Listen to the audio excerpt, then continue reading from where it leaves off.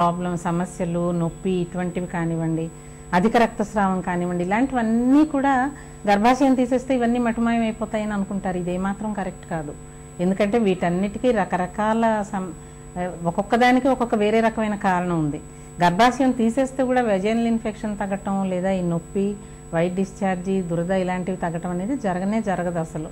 గర్భాశయం ముందుగా తీసేస్తే ఏమవుతుందంటే అండాశయాలు మనం ముట్టుకోకపోయినా అవి అలాగే ఉంచేసినా కూడా వాటి పని ఎప్పుడైతే దాని యొక్క టార్గెట్ ఆర్గన్ లేదో అండాశయాలు కూడా త్వరగా పనిచేయటం మానేస్తాయి. దాంతో మెనోపాజ్ లక్షణాలు ముందుగా వచ్చేస్తాయి.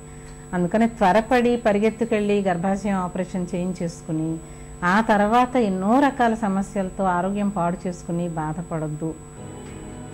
నెల నెల బహిష్టు బాధలు, తరచూ వేధించే కడుపులో నొప్పి, చికాకు పెట్టే తెల్లమైల, అధిక రక్తస్రావం, గర్భసంచిలో గడ్డలు, వీటన్నింటికి గర్భాశయమే కారణం. కాబట్టి ఏకంగా గర్భాశయాన్నే తొలగించుకుంటే ఈ సమస్యలన్నింటి నుంచి శాశ్వతంగా విముక్తి దొరుకుతుందనే నమ్మకం కేవలం ఒట్టి అపోహ మాత్రమే. గర్భాశయాన్ని తొలగించుకోవడం నిజానికి సమస్యల తీవ్రత మరింతగా పెరుగుతుంది. ఒంట్లో హార్మోన్ల సమతూకం దెబ్బతినడంతో ఎప్పుడో 50 ఏళ్ల తర్వాత కనిపించాల్సిన మెనోపాజ్ లక్షణాలు ముందుగానే కనిపించటం మొదలవుతుంది. అండాశయాన్ని కూడా తొలగించటం వల్ల హార్మోన్లు లోపించి కీలక అవయవాలైన గుండె, కాలేయం, కిడ్నీల పనితీరు కూడా దెబ్బతినే అవకాశాలు పెరుగుతాయి. కాబట్టి ప్రతి చిన్న సమస్యకి గర్భసంచి తొలగింపు వరకు వెళ్లడం ఏమాత్రం శ్రేయస్కరం కాదు. గర్భసంచి తొలగింపుకు ప్రత్యామ్నాయంగా ఇవాళ మన ముందు ఎన్నో చక్కటి చికిత్సలు అందుబాటులో ఉన్నాయి. మామూలుగా యూట్రస్లో ఏమీ ప్రాబ్లం లేకుండా హార్మోన్స్ అసమతుల్యత వలన వచ్చే పరిస్థితిని అబ్నార్మల్ యూట్రైన్ బ్లీడింగ్ అని అంటారు. ఇటువంటి దానికి చాలా రకాల చికిత్సలు ఉన్నాయి. ఉదాహరణకి బ్లీడింగ్ మాత్రం తగ్గించడానికి మెఫెనమిక్ యాసిడ్, టెనెక్సామిక్ యాసిడ్ వంటి టాబ్లెట్లు, ఇవి బహిష్ట అయిన రోజు నుండి ఒక 5 రోజుల పాటు వాడితే దాదాపు 50% రక్తస్రావం తగ్గుతుంది, దాంతోపాటు ఉండే నొప్పి కూడా తగ్గిపోతుంది. లేదా ఇంకా ఇతర చికిత్సలు, ఉదాహరణకి ఆ గర్భాశయం లోపలి పొరని పూర్తిగా తొలగించడం, అంటే పిల్లలు పుట్టడం అయిపోయిన వారికి ఇటువంటి చికిత్సలు కూడా చేయొచ్చు. దీన్ని ఎండోమెట్రియల్ రిసెక్షన్ అంటారు. హిస్టోస్కోపీ ద్వారా చేస్తారు. అది కాకుండా యూట్రైన్ బెలూన్ థెరపీ, లోపలి పొరని కరిగించటం, బెలూను, మైక్రోవేవ్, ఇంకా క్రయో, ఇటువంటి థెరపీస్ ద్వారా గర్భాశయం లోపలి పొరను కరిగించటం. ఇన్ని రకాల చికిత్సలు ఉన్నాయి. ఇంకా హిస్టెక్టమీ అనేది చివరిగా చేయవలసిన చికిత్స మాత్రమే. గ్రామీణ ప్రాంత మహిళల్లో గర్భసంచిపై అవగాహన తక్కువ. నెలసరి చికాకులు, కడుపు నొప్పి, రక్తస్రావం వంటి బాధలు శాశ్వతంగా తగ్గుతాయన్న ఒకే ఒక్క నమ్మకమే వారిని గర్భసంచి తొలగింపు ఆపరేషన్లకు సిద్ధపడేలా చేస్తోంది. అయితే ఇవాళ ప్రతి చిన్న గైనిక్ సమస్యకు ఆధునిక వైద్యంలో చక్కటి చికిత్సలు అందుబాటులో ఉన్నాయి. గర్భసంచిలో కణితులకు మైమెక్టమీ, కార్టరీ, ఐస్ ట్రీట్మెంట్ వంటి అధునాతన పద్ధతులు అందుబాటులో ఉన్నాయి. అలాగే కడుపు నొప్పి, తెలుపు వంటి సమస్యలకు చక్కటి మందులు అందుబాటులోకి వచ్చాయి. అవసరమైతే చిన్నపాటి సర్జరీలు చేయడం ద్వారా గైనిక్ సమస్యల్ని చాలా వరకు ఇప్పుడు నయం చేయొచ్చు.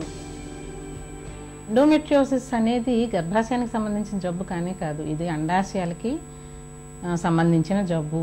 హార్మోన్ల వలన, తర్వాత జెనెటిక్ కారణాల వలన ఈ ఎండోమెట్రియోసిస్ అనేది ఏర్పడుతుంది. దీనికి కూడా మనం లక్షణాలను బట్టి చికిత్స ఇవ్వాల్సి ఉంటుంది. ముఖ్యంగా నొప్పి లక్షణం అయితే పెయిన్ కిల్లర్స్ ఇవ్వచ్చు, లేదా లోపల అతుక్కుపోయి దాని వలన పిల్లలు పుట్టకపోవటం, ఇన్ఫెర్టిలిటీ ప్రాబ్లం అయితే కనుక చిన్నపాటి లాప్రోస్కోపిక్ శస్త్రచికిత్స ద్వారా లోపల ఎండోమెట్రియోసిస్ డిపాజిట్స్ ఏవైతే ఉన్నాయో వాటినన్నిటిని ఎలక్ట్రిక్ కరెంట్ ద్వారా శుభ్రం చేసి, ఓవరీస్లో గనక ఒకవేళ చాక్లెట్ సిస్టులు వంటివి ఉంటే వాటిని కూడా తీసేసి శుభ్రం చేసి ఫెర్టిలిటీ ప్రమోటింగ్ సర్జరీస్ ఇటువంటివి చేసి దాని ద్వారా పిల్లలు పుట్టడానికి వీలైన పరిస్థితి కల్పించవచ్చు. మరి ఓవేరియన్ సప్రెషన్ అంటే ఓవేరియన్ హార్మోన్స్ వల్లనే వస్తుంది కనుక ఎండోమెట్రియోసిస్ అండాశయాల నుండి హార్మోన్లు రాకుండా సప్రెస్ చేయటం, పిల్లలు అవసరం లేదు అని అనుకున్నప్పుడు.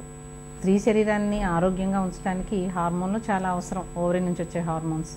అందుకని ఆ ఓవరీస్కి సంబంధించి ఏదైనా ప్రత్యేకంగా సమస్య ఉంటే తప్ప మామూలుగా రొటీన్గా యూట్రస్ ఒక్కటే తీసేటప్పుడు దాంతోపాటు అండాశయాలు తీయాల్సిన అవసరం ఏమాత్రం లేదు, తీయకూడదు కూడా. గర్భసంచిని తొలగించటానికి సాకుగా చెబుతున్న గైనిక్ సమస్యలనేవి ఇవాళ కొత్తగా కనిపిస్తున్నవేమీ కాదు. 30-40 ఏళ్ల కిందట కూడా ఉన్నాయి. కానీ అప్పుడు వాటికి చికిత్స చేసే విధానమే వేరు. ఆ రోజుల్లో ఇప్పటిలాగా అన్నింటికీ గర్భసంచిని తొలగించడాన్ని ప్రత్యామ్నాయంగా భావించేవాళ్లు కాదు. గర్భసంచి తొలగింపును పెద్దాపరేషన్గా భావించేవాళ్లు. అత్యవసరమైతే తప్ప హిస్టరెక్టమీకి వెళ్లేవాళ్లు కాదు. ప్రస్తుతం ఆధునిక వైద్యంలో ప్రతి చిన్న గైనిక్ సమస్యకు చక్కటి చికిత్సలు మనకు అందుబాటులో ఉన్నాయి. డాక్టర్లు కాస్తంత ఓపికగా వివరించి చెబితే పేషెంట్లు వినకపోవడం అనే ప్రశ్నే ఉండదు. తప్పనిసరి అయితే తప్ప గర్భసంచిని తొలగించకూడదన్న స్పృహ ఇటు డాక్టర్లలోనూ అటు మహిళల్లోనూ ఇద్దరిలోనూ రావాలి. అప్పుడే అనవసరపు హిస్టరెక్టమీలకు తెరపడుతుంది.